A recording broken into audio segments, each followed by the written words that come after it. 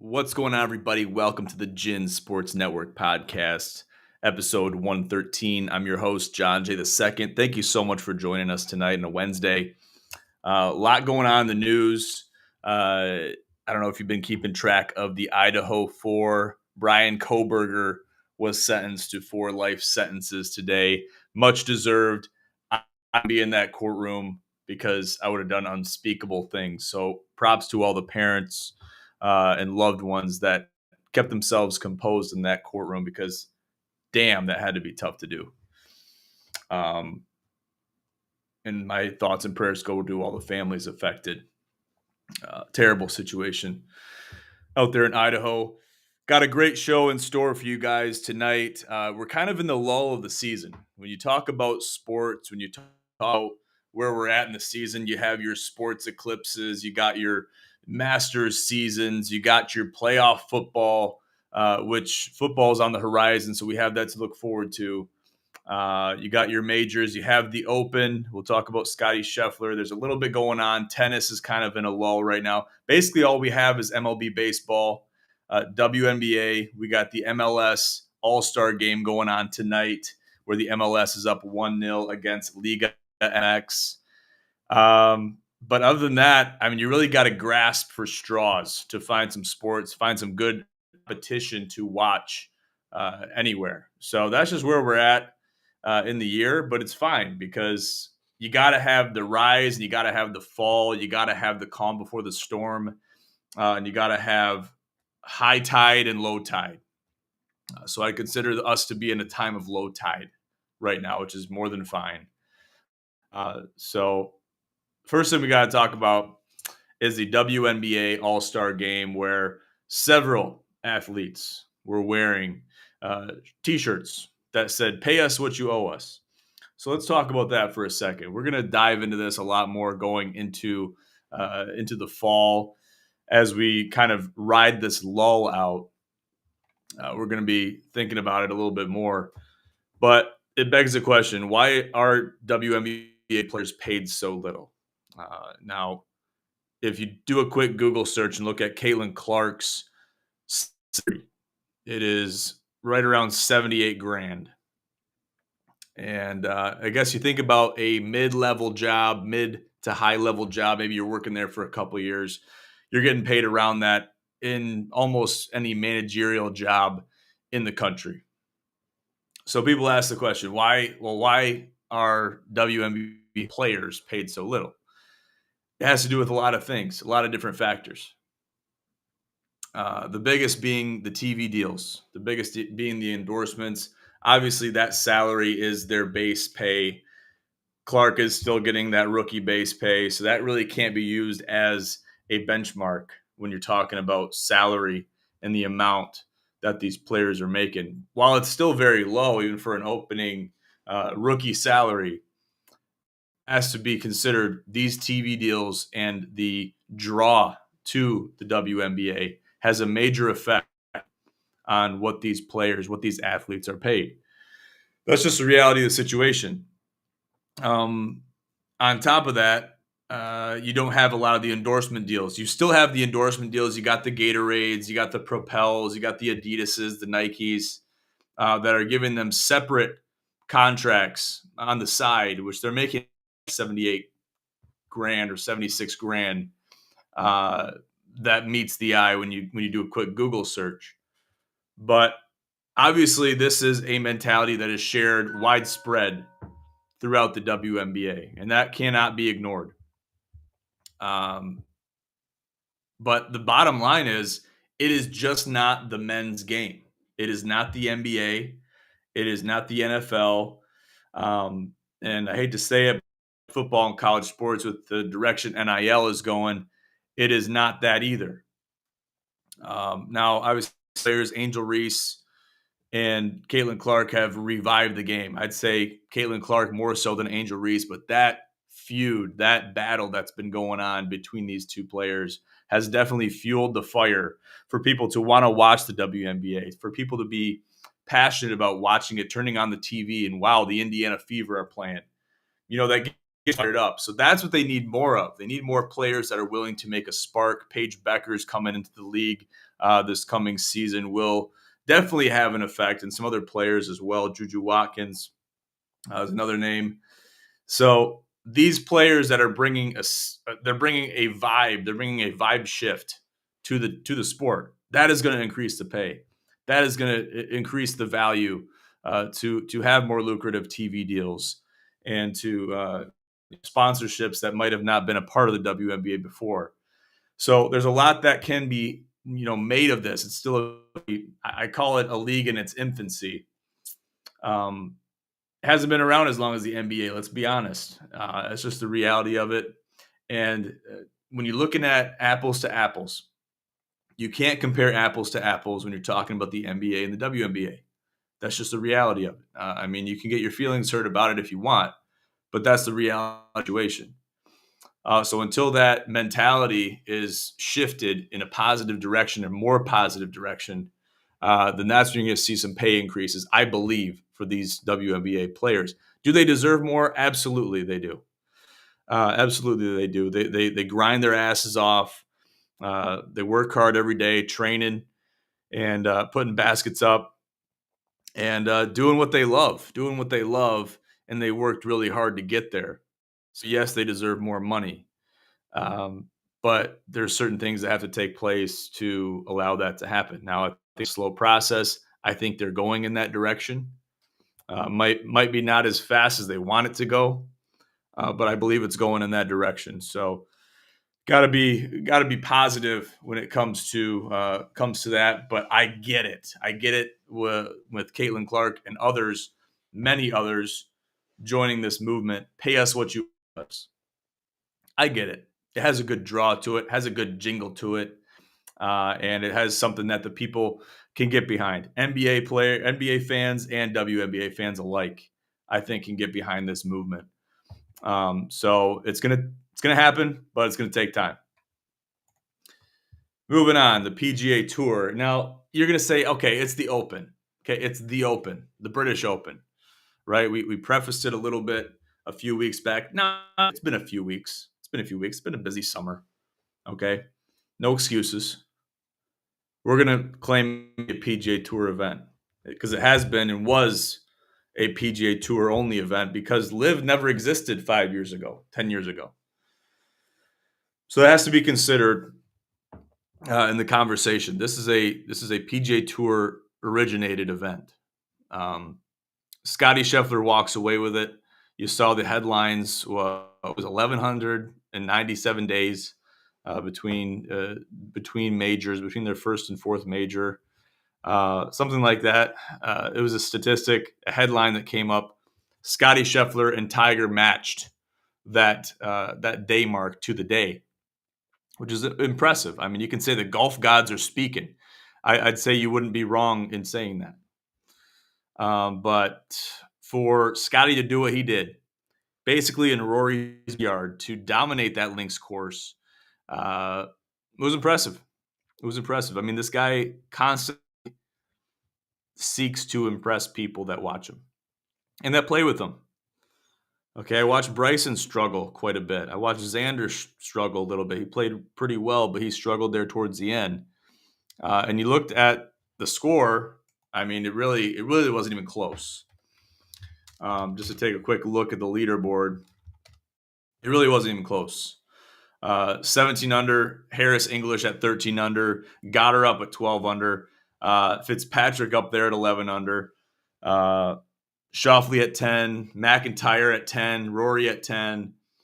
Now, for Scottie to shoot 17 under and for Rory and Robert McIntyre to shoot 10,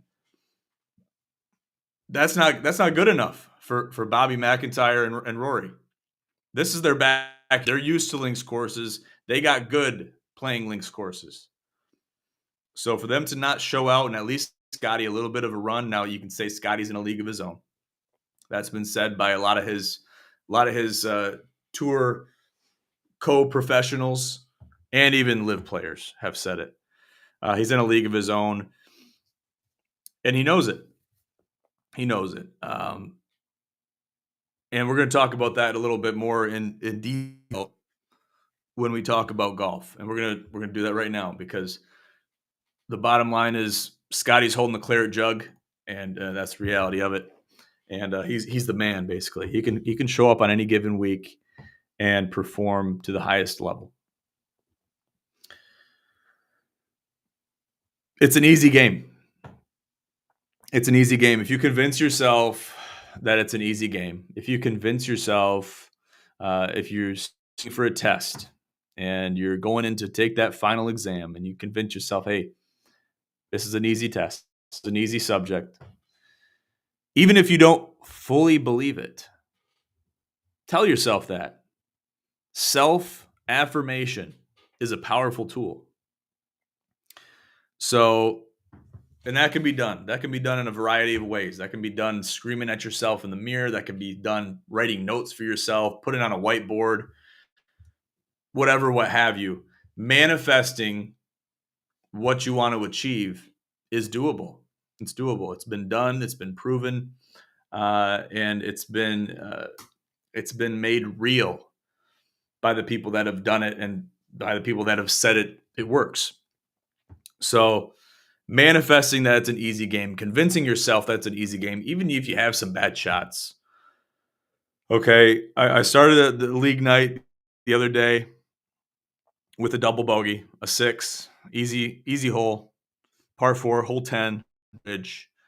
Got a 6. I think I might have got a 5 or a 6 after that. So I started 3 over through 2 at least. And I wound up shooting a 40 through 9 because I had an eagle on the second par 5 on the back 9. And that helped the score quite a bit. But if you convince yourself this is an easy game, this is what you have to do. You hit the range, you take notes, you commit things to muscle memory. I know what I can do to hit a good shot. I know what I have to do to hit a good shot. If you convince yourself of those things and you put them into action, and it works 60 to 80% of the time, then you're doing pretty damn good. Because golf, in layman's terms, it's not easy. To tell yourself that it's an easy game is essential. I think that's what Scotty does. I really do. I think that's what Scott does. Now, don't get me wrong. He's putting in several hours a day. Several golf balls are being hit on the range, probably every day. I don't know when he finds time to be the dad that he is and to be the family man that he is. Because you got to put so much time in, so much work in to even joke with yourself that it's an easy game.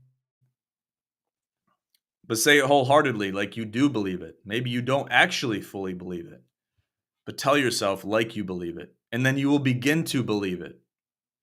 You'll begin to believe it. So that's a constant battle. That's something you also got to commit to: mental muscle memory. The brain's a muscle. Commit it to mental muscle memory. And you're going to be surprised with the results you get. And that can be applied to anything in life. So keep that in mind when you're playing golf this week. UFC 18, Dustin Poirier's final ride. He took it on the nose to Max Holloway. Nothing but respect between these two individuals. A lot of great fights on this card. And it was sad to see Dustin lose the way he did, especially when, 10, 12 seconds left. Max pointed at the ground. We're going to drop the gloves. Let's just go at it.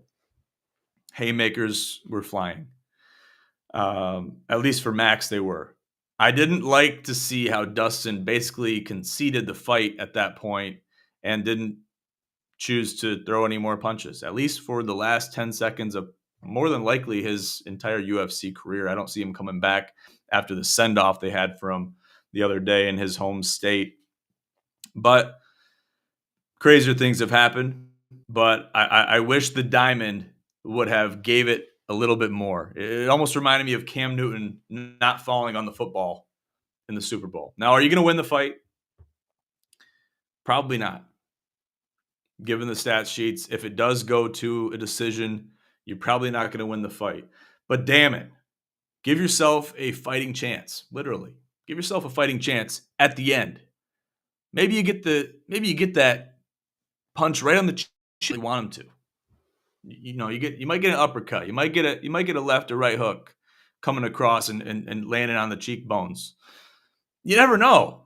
You never know in that situation. Now it's happened before, and Dustin is a very strong, powerful, courageous, knowledgeable athlete at the top of his field.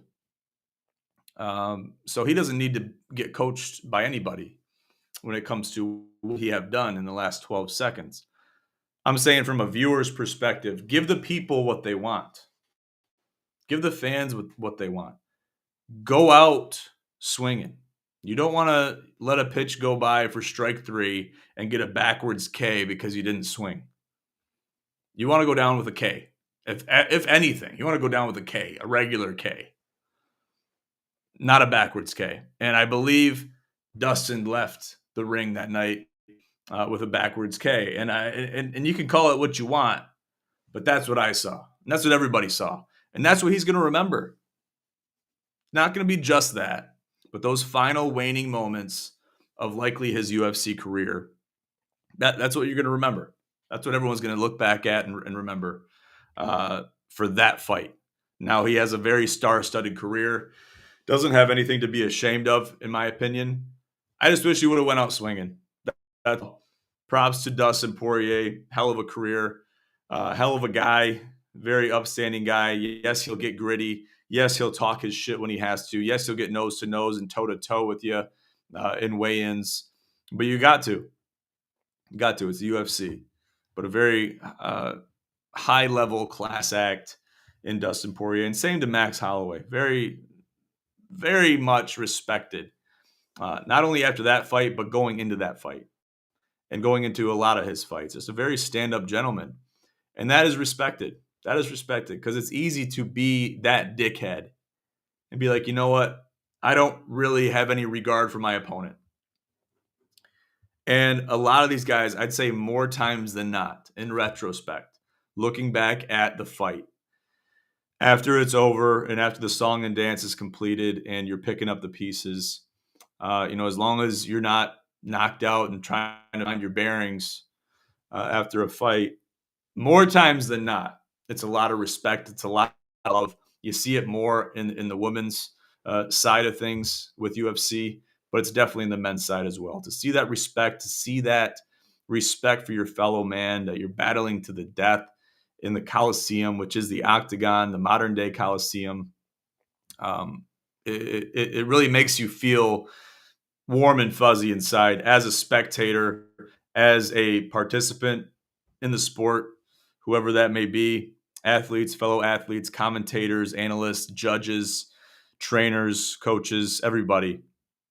Makes you feel good to see how brutal that sport is. There's also a very big element of respect for the athletes and your fellow man, your fellow opponent. So that's what we saw on display this past weekend, and that's really all we can hang our hats on. And whatever Dustin Poirier does, he wants to be a family man.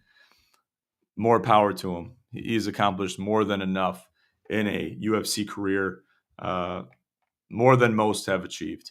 So I'm happy for him. We'll revisit this one more time. We're going to talk to Robert about it. Obviously, you got NFL coming up very soon. We're expecting it. It's on the horizon. We're almost in August. Summer's flying by. That's just the reality of it. That's the life we live. It's constantly moving. That's the only constant is time.